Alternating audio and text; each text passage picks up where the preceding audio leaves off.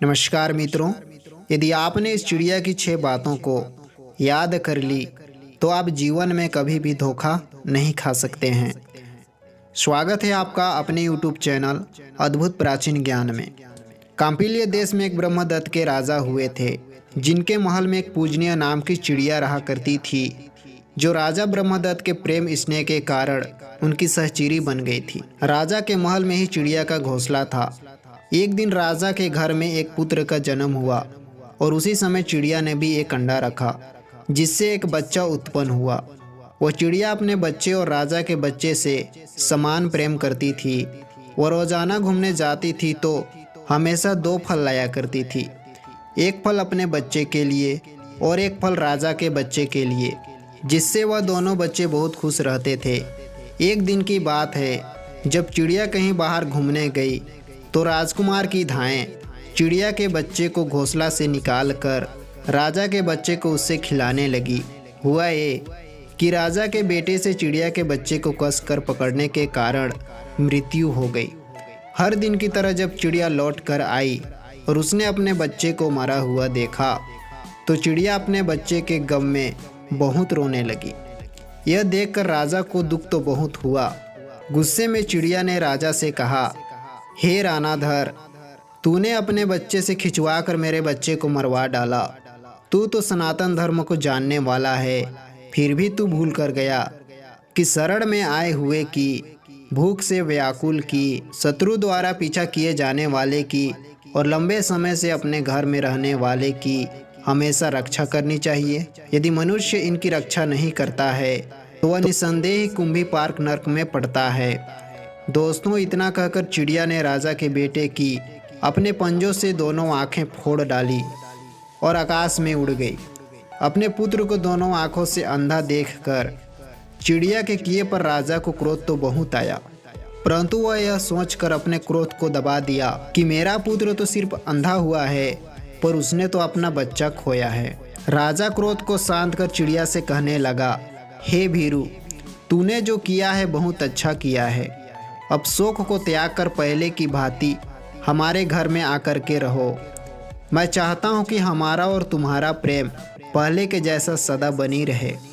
राजा के इस तरह बुलाने पर चिड़िया बोली, हे महाराज, मैं अपने ही समान तुम्हारे पुत्र प्रेम को भी जानती हूँ। तुम्हारे पुत्र को मैं नेत्रहीन करके अपराधनी हूँ, इसीलिए मैं तुम्हारे घर में नहीं रहना चाहती। कहते हैं खोटे मित्र, खोटे देश, खोटे राजा, खोटे बंधु, खोटे पुत्र, खोटे भार्या दूर से ही त्याग देना चाहिए, क्योंकि राजन, खोटे मित्र से प्रेम नहीं होता, खोटी भार्या से सुख नहीं मिल सकता, कुपुत्र से सुख नहीं मिल सकता और खोटे राजा से न्याय की आस नहीं की जा सकती। कुमित्र पर भला विश्वास कैसे किया जा सकता है? कुदेश में जीना भी संभव नहीं है और खोटे राजा से सदा भय बना रहता है और कुपुत्र से तो सब प्रकार से दुखी मिलता है।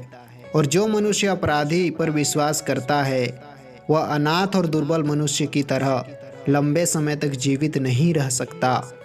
अविश्वासी पर विश्वास कभी न करें, क्योंकि ऐसे लोगों पर विश्वास करने से जो भय उत्पन्न होता है वह जड़ को भी काट डालता है।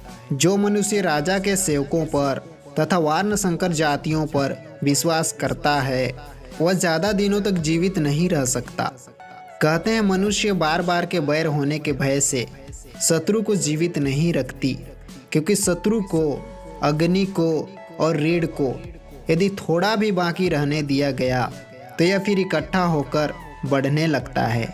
इसीलिए इसके शेष को भी शेष नहीं रहने देना चाहिए।